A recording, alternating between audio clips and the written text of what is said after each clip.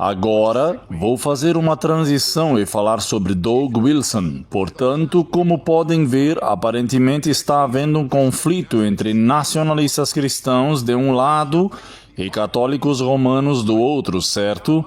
Agora vou chamar Doug Wilson. Doug Wilson é um nacionalista cristão. Não fui eu que disse isso, ele disse.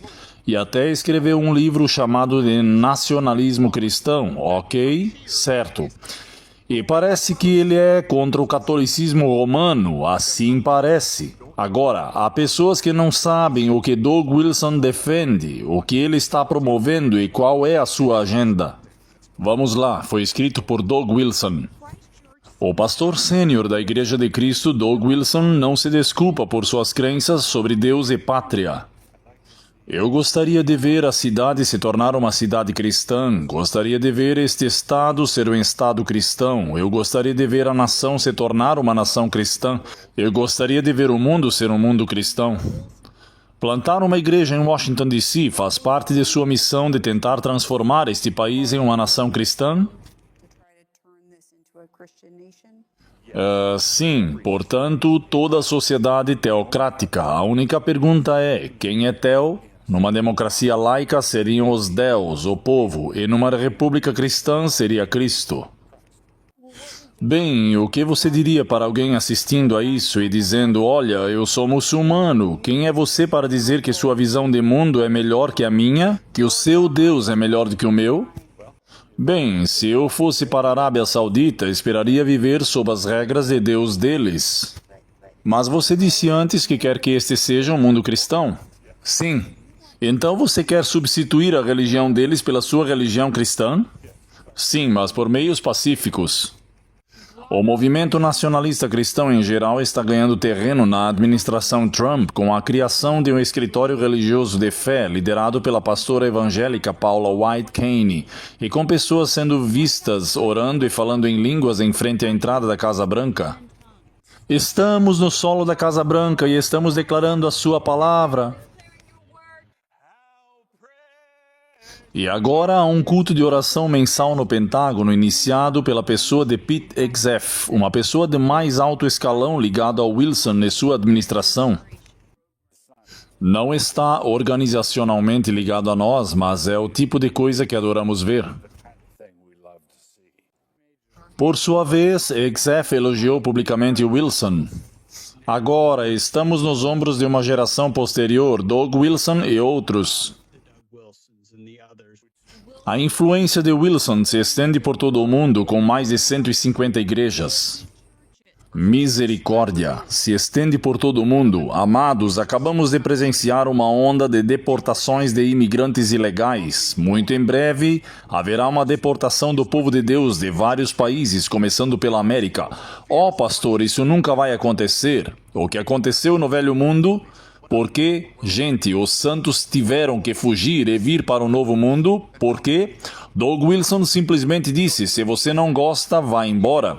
Se eu viesse na Arábia Saudita, teria que me curvar à religião deles por lei, ou sair do país. É isso que ele está dizendo. A lei dominical por lei vai obrigar você a adorar sob pena de processo judicial e perseguição, ok? Ele tem alcance, influência e prestígio global? Sim, ele tem. Escutem o que ele disse recentemente. Agora observem com atenção. Aqui está Doug Wilson.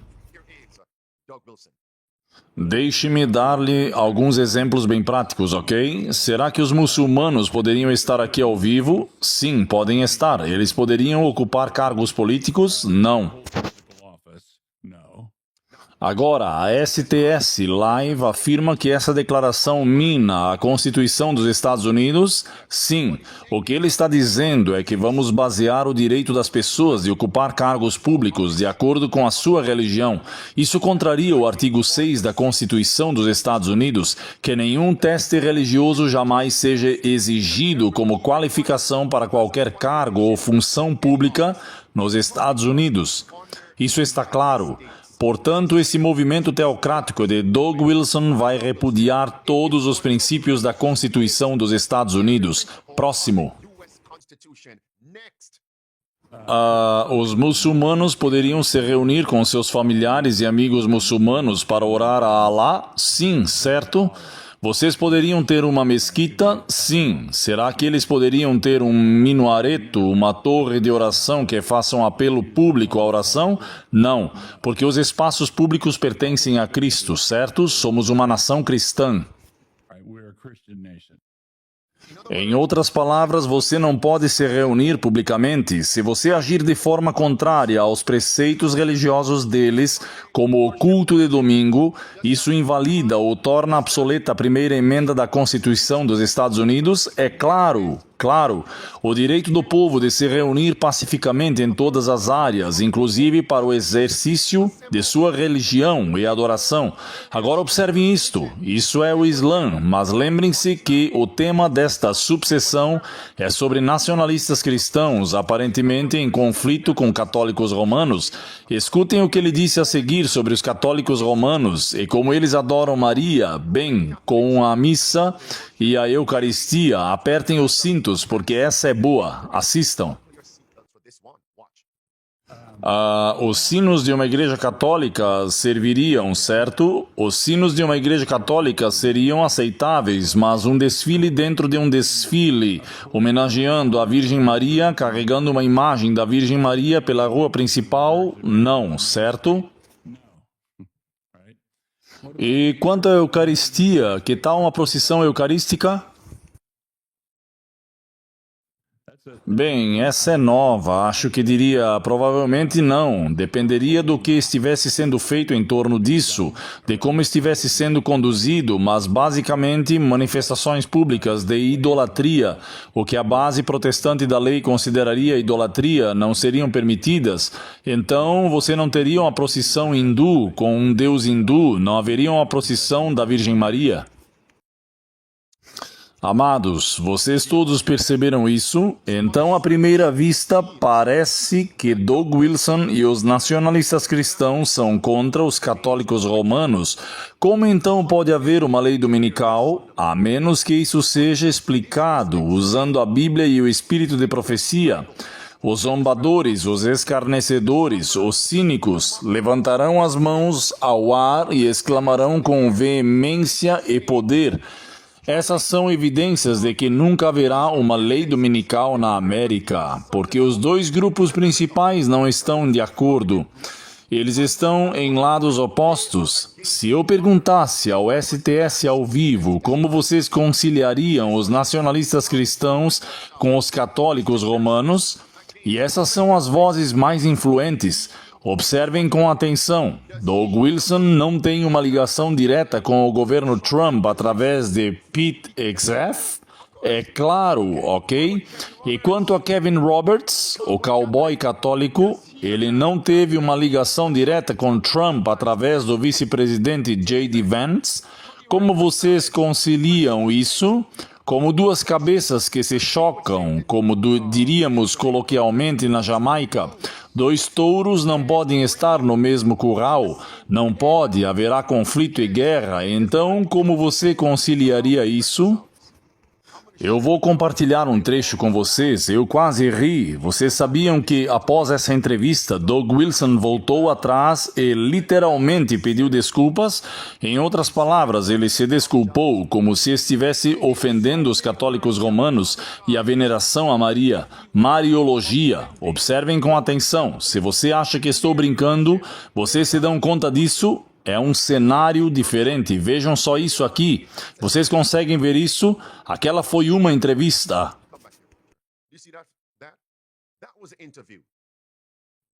A Igreja Católica... Reparem nisso agora. Escutem o que ele diz agora. Ora, se acredito que uma forma ideal de governo seria uma república protestante, como acredito, então é minha obrigação definir e explicar o que eu proporia. fazer com quaisquer minoria religiosa, caso tal república fosse estabelecida. É intelectualmente desonesto fingir que não existem problemas como este a serem abordados. Isso não é o mesmo que propor uma legislação que trate desses grupos em um contexto completamente diferente a partir do próximo outono. John Paul e eu estávamos conversando sobre uma situação hipotética daqui a séculos, a fim de ponderar os princípios envolvidos. No fim das contas, a razão pela qual uma república protestante firme não poderia permitir uma procissão da Virgem Maria é porque isso seria idolatria pública. Desculpem, mas é isso aí. Vocês não deveriam estar fazendo isso.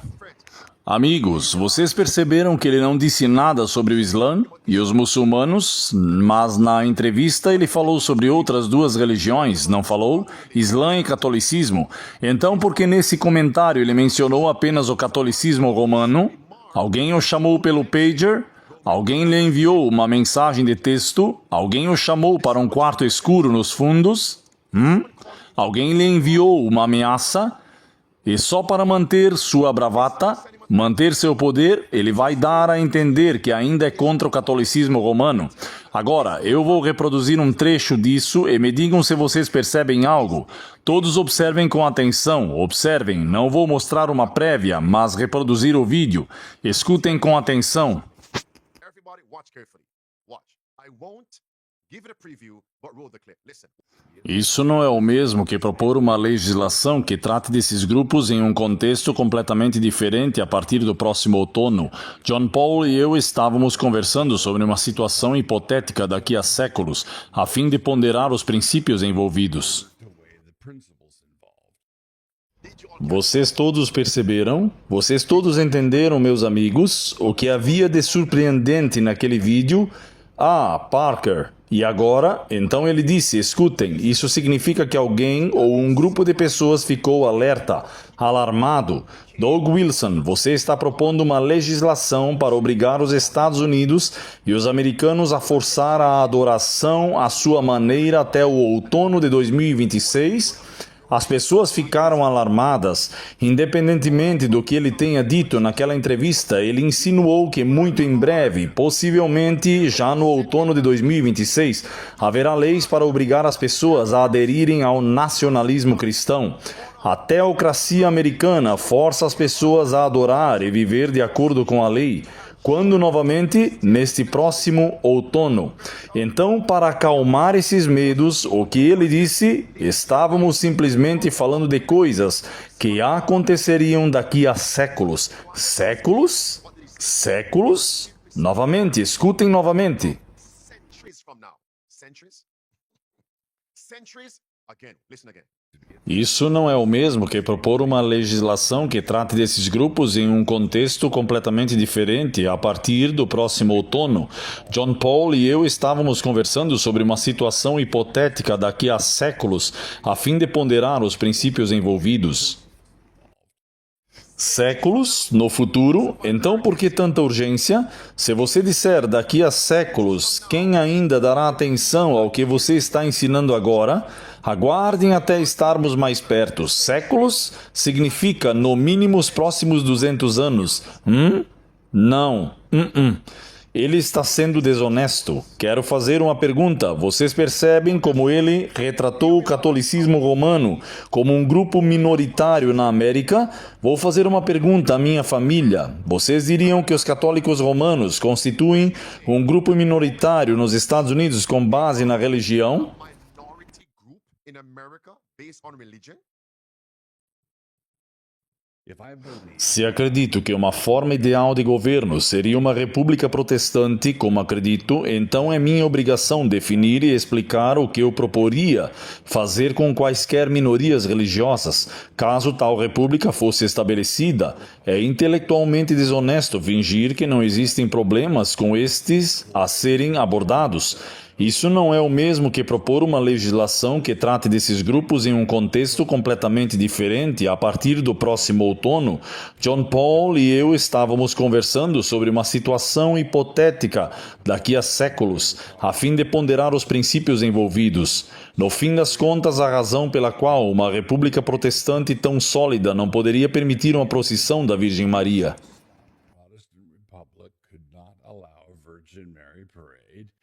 Pare bem aí. Amados, isso desagradaria os católicos romanos, considerados um grupo minoritário nos Estados Unidos em 2026, ok? Vamos aos dados agora mesmo. Amados, o protestantismo representa entre 33% e 40% da população dos Estados Unidos. Em segundo lugar, o catolicismo, entre 19% e 22% da população dos Estados Unidos. Em 2025, vocês diriam que o catolicismo é um grupo minoritário na América? Esse homem está sendo enganador. Eu lhes disse o nome da página de alguém. Então, minha família, como vocês resolveriam isso agora? Parece que está havendo um confronto. Parece que temos nacionalistas cristãos. Sim, confrontos com os católicos romanos. Como vocês conciliariam isso? Como? Amados, fiquem atentos para o próximo segmento. No livro O Grande Conflito, encontramos a resposta. Na página 444, lemos isso. Eles vão deixar de lado todas as doutrinas sobre as quais não concordam e simplesmente se unir em torno daquilo em que todos concordam. A grande diversidade de crenças nas igrejas. Muitos usam isso para dizer que você nunca pode ter, prestem atenção, uma uniformidade forçada.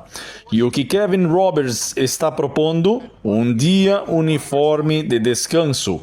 Que prego num lugar certo. Novamente, palavras em azul, na parte superior. Muitos dizem que as igrejas estão muito divididas em relação às suas crenças e usam isso, escutem agora, como prova decisiva de que nenhum esforço para garantir uma uniformidade forçada jamais será bem-sucedida. Como se Kevin Roberts estivesse citando uma citação do livro O Grande Conflito, de forma inversa, na ordem inversa. Ele está convocando um dia uniforme obrigatório de adoração no domingo. Então, como isso seria feito? As palavras vermelhas dizem, para garantir tal união, a discussão de assuntos sobre os quais não havia consenso, por mais importante que fossem no ponto de vista bíblico, deveria necessariamente ser deixada de lado. É assim que se resolvem os atritos, conflitos e confrontos aparentes. Nacionalistas cristãos, evangélicos e católicos romanos vão criticar duramente os pontos em que não concordam. Então a pergunta agora é: quais são os dois pontos principais em que todos concordarão? É claro que se trata da adoração dominical e da imortalidade da alma. Olhem para a tela, página 445 do livro O Grande Conflito, em que eles se unirão. Adoração dominical por lei, é isso que eles têm em comum. E unindo igreja e Estado, todos acreditam que os mortos estão conscientes. Sim, todos acreditam nisso. Agora, meus amigos, nesse segmento vou apresentar uma segunda testemunha. Uma segunda testemunha para reconciliar o aparente confronto entre nacionalistas cristãos e católicos romanos. Vigilantes, quanto falta para vir a noite? Estamos nos detalhes, nos pés da imagem, na profecia de Daniel 2.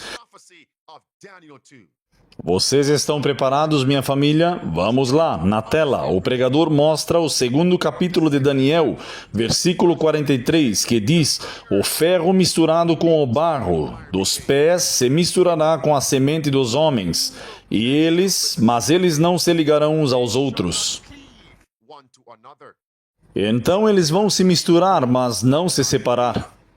O ferro nos pés é o papado, e o barro é a América protestante apóstata, que inclui os evangélicos e os chamados nacionalistas cristãos. Eles vão se misturar, mas não se separar. Isso precisa ser explicado. A pedra está prestes a descer para golpear a imagem em seus pés, o fim do tempo de graça, a segunda vinda de Cristo.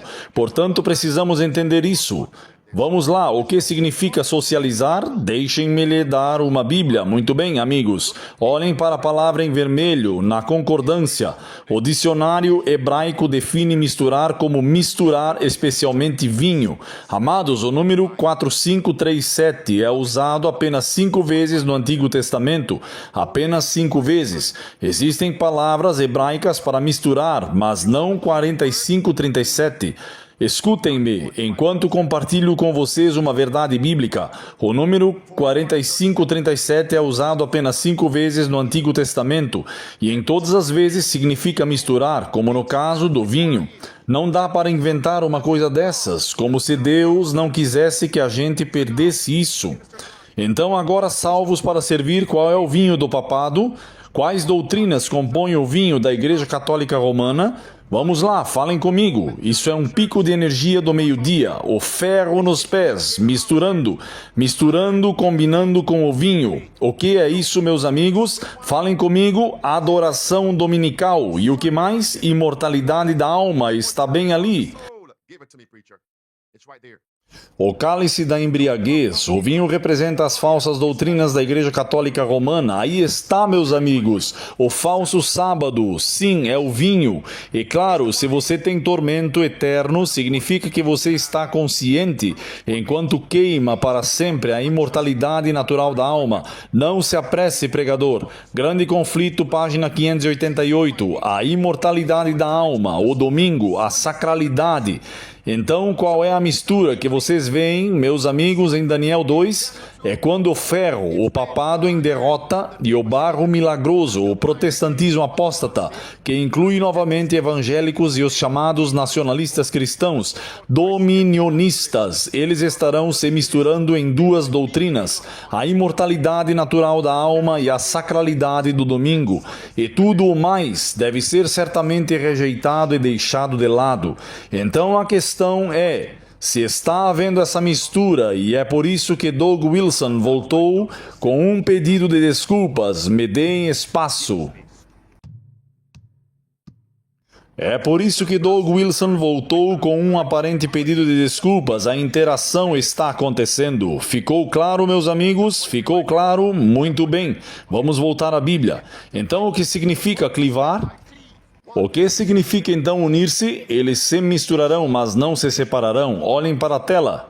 Segundo o léxico hebraico número 1692, clivar significa unir, como em um casamento. Você consegue ver agora o segundo capítulo de Gênesis, verso 24, e o capítulo 19 de Mateus, versos 5 e 6. Os dois se tornam uma só carne. Vocês conseguem ver agora? Assim eles vão misturar as doutrinas da santidade dominical. Eles vão se misturar, mas não se separar. Eles não são da mesma carne. Em outras palavras, eles não concordam. Escutem bem, amigos. Em outras palavras, eles não concordarão em todos os pontos doutrinários. Eles não vão se separar. Mas eles se misturarão, se confraternizarão com base na adoração do domingo e na imortalidade da alma. E, claro, unir igreja e Estado para impor a adoração dominical, é assim que eles se misturam. Então a questão é: a pedra está prestes a atingir o alvo? A pedra está prestes a descer? Agora vou apresentar uma declaração que confirma isso. Prestem atenção a esta declaração, minha família. Vou apresentar uma declaração que confirma que os tiranos, o ferro e o barro, se unirão apenas em pontos que os levam a se opor a Deus, à sua palavra e ao seu povo simultaneamente. Eles não concordam em outros pontos doutrinários. Vejam isto, está na tela, meus amigos. Volume 5, página 101, diz: com os ímpios. Com quem? Os ímpios. Haverá uma harmonia enganosa que apenas disfarça parcialmente uma discórdia perpétua em sua oposição à vontade e à verdade de Deus. Eles estão unidos, se misturando, interagindo, enquanto em todos os outros aspectos estão dilacerados por ódio, emulação, ciúme e conflitos mortais. Emulation, jealousy, and deadly strife. Doug Wilson é contra a Mariologia, mas Doug Wilson promove a adoração dominical da mesma forma que os católicos romanos. Isso é a cereja do bolo. Por favor, está claro, meus amigos? Está claro? Bem, nesse segmento vou abordar o assunto com o Bispo Barron, da Igreja Católica Romana. Meus queridos, quero que todos vocês prestem atenção no que vou compartilhar com vocês. Em primeiro lugar, este é um importante líder católico romano que está defendendo a união entre Igreja e Estado para promover a adoração dominical na esfera pública. Então, qual é o pastor? Ele é um católico romano. Número 2, e aqui está o ponto principal. Isso foi publicado no canal oficial da Casa Branca no YouTube. White House YouTube channel. O que isso significa e implica? Na tela. Essa é a sua referência. Era 13 de março de 2026. Apresentação na Casa Branca. Agora, vocês entendem? Eis aqui o principal católico romano, o Sr. Barron. Essa reverência pelas convicções religiosas americanas formou a base do nosso país desde o início. Alguns podem dizer que essa noção de liberdade espiritual pertence à esfera privada. Trata-se de uma questão de prática pessoal e não de assuntos públicos. Portanto, não queremos que isso fique restrito ao âmbito privado. Queremos que o culto seja regulamentado por lei em espaços públicos, na praça pública. De todas as disposições e hábitos que levam à prosperidade política, a religião e a moral são suportes indispensáveis. Em vão esse homem reivindicaria o tributo do patriotismo que deveriam trabalhar para subverter esses grandes pilares da felicidade humana, esses firmes alicerces dos deveres dos homens e dos cidadãos. Hoje, há quase 250 anos após o nascimento de nossa República, nos encontramos como destinatários dessa grande herança moral, pois se os nossos direitos são reais, então as nossas responsabilidades também o são. Agora, vocês percebem que essas palavras estão inseridas em um contexto e período de tempo específicos, 250 anos da América. Esse é o contexto. Agora, os cínicos, os zombadores, os escarnecedores vão dizer: pastor, eu não ouvi falar sobre a adoração dominical, o Senhor está colocando palavras na boca dele. É mesmo? Ok, aqui está ele, aí está ele. E o que ele diz com essas palavras em vermelho? Ele vai aplicar o ensinamento social católico romano às políticas públicas. Qual é o ensinamento social católico romano? Bem comum. O que é bem comum? Abrir mão de interesses e direitos individuais. O que é bem comum? Culto de domingo por lei. Entendem agora? E, aliás, ele é um dos diretores e presidentes da chamada Comissão de Liberdade Religiosa. A Comissão de Liberdade Religiosa de Trump. Sabem o que é duplamente errado? O bispo Barron afirmou: os católicos romanos não promovem nem apoiam as liberdades religiosas na Constituição americana. In America's Constitution. Então, como é que um líder católico romano está supervisionando a Comissão de Liberdade Religiosa na América? Como isso é possível? Onde está o protesto? E esse discurso foi transmitido do canal oficial da Casa Branca de Trump no YouTube. Zombadores, o que vocês querem dizer agora? Seus zombadores, o que vocês querem dizer agora? Cínicos, calem a boca. Deixe-me confirmar isso agora mesmo. Bispo Barron, está bem ali na tela. Vocês sabem o que? Vocês podem ler a última frase. Nossa tradição católica não respeita o direito à descrença. O catolicismo vê a liberdade religiosa de uma maneira diferente da forma como a Constituição dos Estados Unidos a entende. E esse é o homem que supervisiona a liberdade de consciência na América. A nova comissão de Trump. Vocês podem ler isso. Vocês, zombadores, escarnecedores e cínicos, só precisam confirmar o que eu disse. Prove que eu estou errado. Confirm my point. Prove me wrong. Este é um dragão falando diante de nossos olhos. Vigias, vigilantes, quanto falta para a noite? Qual vocês diriam que é a principal diferença entre as leis azuis que proibiam o comércio aos domingos nos Estados Unidos nos séculos 16, 17 e 19 e a vindoura marca da besta? Se nós não entendermos isso, os sinais podem estar aqui e vocês não os reconhecerão. recognize the signs. Se vocês entenderem essa diferença, os sinais ficarão mais claros e vocês poderão viver de acordo com eles. Implementem as 5 chaves da sobrevivência. O evangelismo agressivo e eficaz será perpetuado. Will be perpetuated.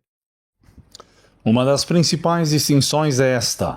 As leis que proibiam o acesso aos órgãos governamentais nos Estados Unidos aos domingos eram, em grande parte, de âmbito local e estadual. Eles não eram federais. Nos Estados Unidos, as leis que proibiam o consumo de bebidas alcoólicas eram, em grande parte, restritas aos níveis local e estadual.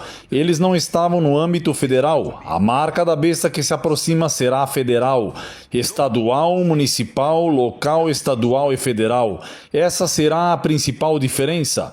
Então, por que é importante notar e enfatizar essa distinção? Porque você tem homens como Kevin Roberts defendendo o retorno às leis congregacionais e nessa mesma ligação ele diz que é federal. Não poderia ser um retorno às leis democratas se fosse uma questão federal. Entendem o que quero dizer? Porque as leis dominicais não eram leis federais, mas sim leis estaduais. Observem com atenção. Essa é, portanto, a farsa. E é por isso que muitas pessoas, até mesmo no mundo todo, disseram: ok, já vimos isso antes. Já lemos sobre leis azuis na América antes. Os adventistas se calam sobre o marcador da besta. Vocês estão colocando palavras na boca de Kevin Roberts, J.D. Vance, Trump e outros, o Papa Senhor Jonathan Berry. Mas quando vocês entendem que eles pedem leis mais rigorosas, eu retorno a esse ponto e eles acrescentam mais. E o âmbito federal não são as leis azuis, é a marca da besta. Na tela agora, na tela, observem com atenção aqui. As leis azuis, que limitavam as atividades ou o comércio aos domingos, eram geralmente promulgadas e aplicadas nos níveis estadual e local, e não por meio de uma lei federal abrangente. E embora a Suprema Corte as tenha confirmado em 1961, tratava-se em grande parte de leis locais e estaduais e não federais. O que Kevin Roberts está pedindo agora na tela: em que dia da semana ocorre um dia de descanso uniforme, e será em que dia? O domingo. E o que ele menciona é exatamente isso. Kevin Roberts, leis azuis, palavras em vermelhos. Restaurar as leis azuis, leis azuis. Pergunta: eis como demonstramos que ele está sendo enganoso. Vocês sabem por quê? Do you know why?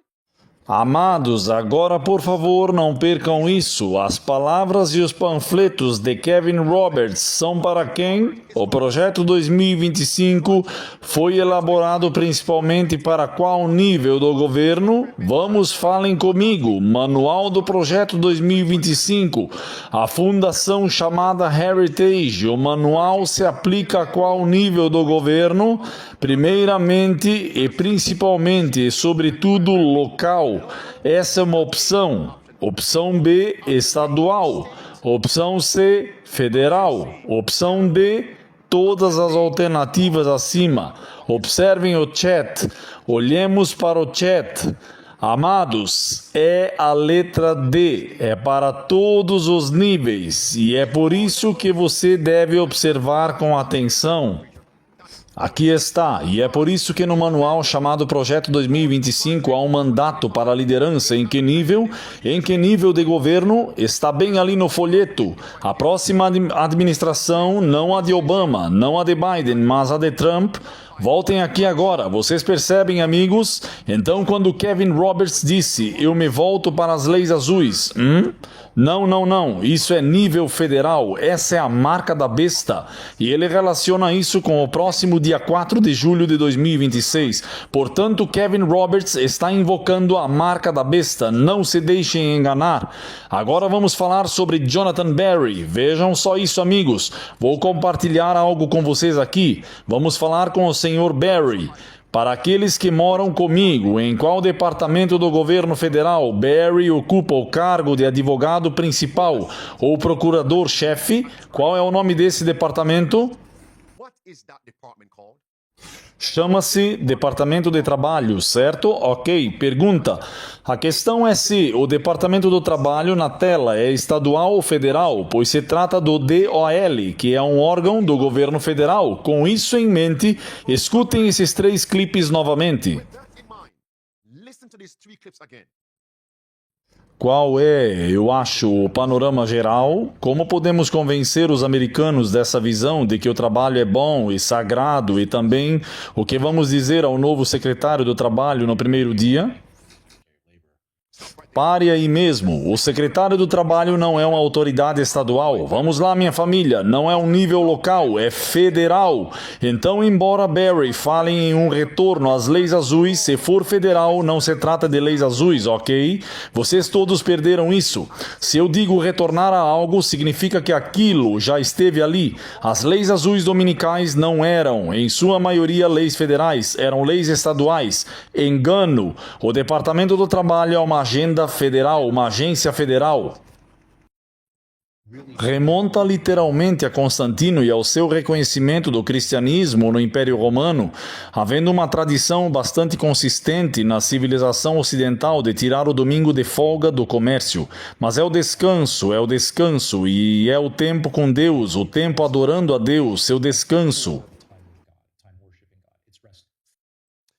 Queridos, se Jonathan Barry fosse coerente quando o entrevistador lhe perguntasse o que você traria para o novo secretário do Departamento do Trabalho, ele deveria ter respondido: não, não, não. O que estou promovendo não pode ser feito em nível federal. Não foi essa a resposta dele. Ele continuou dizendo que Constantino promulgou o descanso e a adoração dominical por lei. Essa é a resposta. Esse é o meu objetivo. Essa é a minha meta como procurador, o advogado do governo federal, do Departamento do Trabalho. Essa é a marca da besta. Não se trata de um retorno às leis dominicais, como um coro disse, porque as leis dominicais não existiam em nível federal.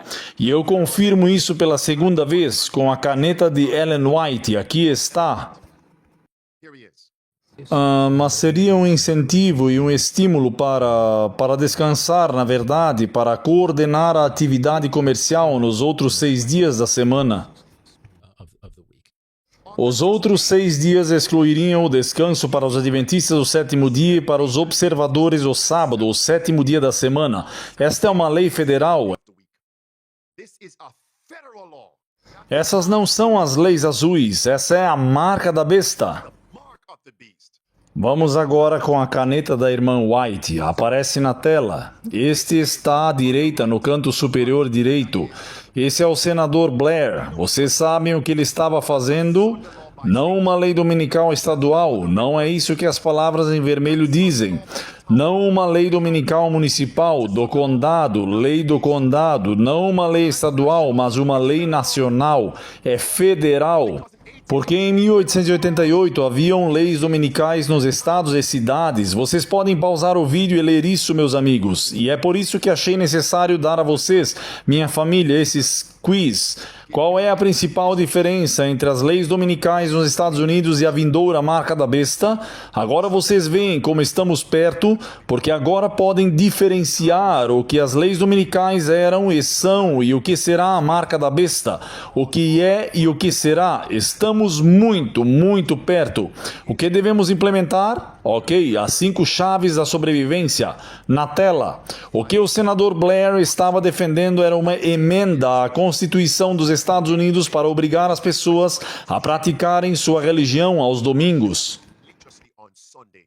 Ou seja, emendar não a Constituição estadual do condado e da cidade, mas a Constituição Federal dos Estados Unidos. Está bem ali na tela novamente. Este é A.T. Jones. E lá vem Ellen White novamente. Agora vocês percebem, amigos, essa é a marca da besta. Era isso que estava por vir em 1888. Não se deixem enganar, não se deixem enganar. Última frase, lei dominical, última frase, palavras vermelhas, lei dominical. Que tal uma emenda religiosa à Constituição dos Estados Unidos? Isso é federal, isso é federal. Meus amigos, por que Doug Wilson? Why would Doug Wilson? Porque Doug Wilson disse, aliás, não estamos pressionando para que isso aconteça no outono de 2026, porque Doug Wilson teria que voltar atrás e dizer, aliás, não estou dizendo que queremos forçar as pessoas a adorar até o outono de 2026, por que ele diria isso? Por quê? Porque eles querem acalmar seus medos para que vocês pensem que toda essa paz e segurança é ótima e maravilhosa. Voltem a dormir. Guarda, quando vem a noite, a declaração de Doug Wilson foi para nos fazer dormir. Não vai acontecer tão cedo, não neste outono, não. Está longe de acontecer. Somente há 2 séculos no futuro. Para quê? Não procurem por isso agora. Pelo menos até o ano de 2226, para nos adormecer, mas Cristo diz, vigiem e orem. Put them to sleep. But Christ says, watch and pray. Então pergunta, está o movimento dominical ainda abrindo caminho nas trevas? O movimento dominical ainda está abrindo caminho nas sombras? Meus amigos, está às claras agora. Os líderes estão escondendo a verdadeira questão. Coloquem-nos para dormir. Pode parecer brando e aparentemente cristão, mas quando falar, revelarão o espírito do dragão. E agora, fechamos o círculo. Última frase. É nosso dever dar um sonido certo do toque da trombeta para evitar o perigo iminente. Eles não estão nos ameaçando? Parem aí. A penúltima frase, ameaças da lei dominical. Parem por aqui. Doug Wilson nos ameaçou? Se você não gosta, saia. Uma ameaça. Amados, William Wolf, nos meus vídeos de abertura, não nos ameaçou? Vamos forçá-los a adorar da nossa maneira. Que situação! Isso é uma ameaça. Onde estão os homens vigilantes? Onde eles estão? Where are the watchmen? Where are they? Então, enquanto eles estão tentando nos fazer dormir, imaginem-se no Getsemane. Imaginem-se no Getsemane. Vigiem e orem para que não caiam em tentação. Oh, eu não consigo. Oh, eu não sei se vou conseguir. O que Cristo disse? Ele disse, a carne é fraca, mas o Espírito está pronto. O Espírito está pronto para prepará-los. Minha família, adventistas, não há motivo para duvidar. Nenhum. O Espírito está realmente pronto para prepará-los. As 5 chaves, sem desculpas, mãos à obra. Chega de autocomiseração, mãos à obra, amém? Esboços de vida, página 196. Não temos nada a temer quanto ao futuro, a menos que nos esqueçamos do que Deus tem feito por nós no passado. Não temos nada a temer quanto ao futuro, a menos que nos esqueçamos de como Deus nos guiou no passado. Como Deus nos guiou? Onde vocês estão, Ebenezers? Volume 7, página 298. A preocupação é cega e não consegue discernir o futuro, mas Deus conhece o fim desde o princípio. Em cada dificuldade, quantas? Em cada dificuldade Ele tem um caminho para trazer alívio.